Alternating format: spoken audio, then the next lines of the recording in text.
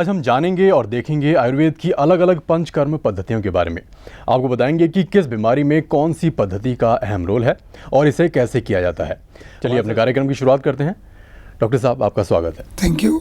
तो डॉक्टर साहब, जैसे कि आज मैंने बताया कि आज हम आपसे आयुर्वेद की जो अलग अलग पंचकर्म पद्धतियां या फिर पंचकर्म जो चिकित्सा है उसके बारे में जानेंगे और साथ ही देखेंगे। तो चलिए आयुर्वेद की एक और पंचकर्म चिकित्सा ग्रीवावस्थि के बारे में जानते हैं इस पैकेज में। ग्रीवावस्थि।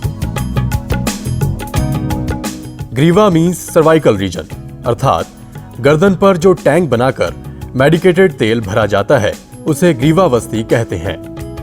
हाथों का सुन्न होना, tingling sensation, cervical spondylosis, compression disorder, intravertebral space reduction जैसे कठिन ग्रीवा रोगों से मुक्ति का उपाय है ग्रीवावस्थि। गर्दन का ठीक से ना मुड़ना, गर्दन का ना घूमना, भारीपन, अकड़ाहट से तुरंत राहत दिलाती है। ग्रीवावस्थि में ग्रीवावस्थि यंत्र को उड़द के आटे के साथ गर्दन पर चिपकाते हैं। फिर उसमें मेडिकेटेड तेल जैसे नारायण तेलम, धानवंतरम तेलम या बला तेलम को हल्का गर्म करके डालते हैं। इस तेल को लगातार 40 मिनट तक रखते हैं। बीच बीच में तेल का टेम्परेचर चेक करते हैं। तेल ठंडा होने लगे तो उसे निकालकर गर्म तेल डालते हैं। फिर तेल निकालकर इंस्ट्रूमेंट हटाकर गर्दन पर हल्के हाथ से मालिश करते हैं। गर्दन के साथ साथ कंधों व बाजुओं पर हाथों तक मसाज करते हैं। ये प्रक्रिया स्टीम के साथ भी करते हैं। इसमें पहले दिन से ही लाभ मिलने लगता है। तो ये थी ग्रीवावस्थि चिकित्सा।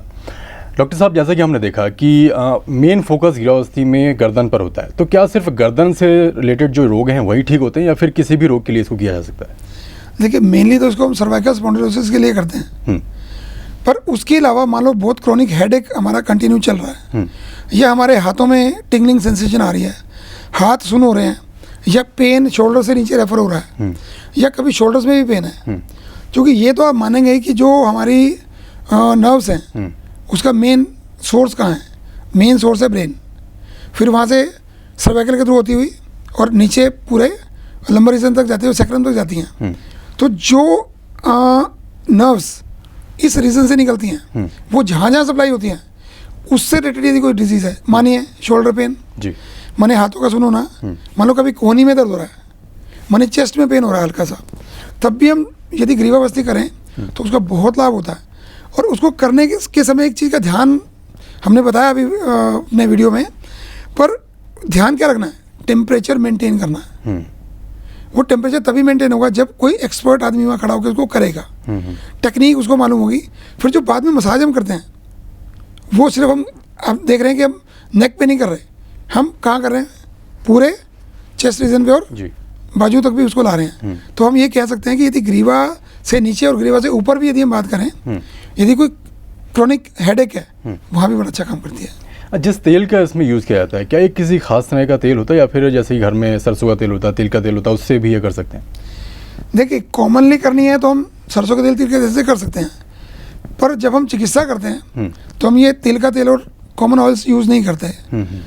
हम यूज़ करते हैं पेशेंट की प्रकृति क्या है जी, दूसरा उसकी डिजीज़ कितनी पुरानी है, डिजेनरेटिव डिजीज़ है या एक्सीडेंटल केस है, या कहीं मूवमेंट करते हुए कहीं झटका लगा था, या सर्वाइकल वर्टिब्रा डिसलोकेट हुई है, डिपेंड करेगा उसके अकॉर्डिंगली।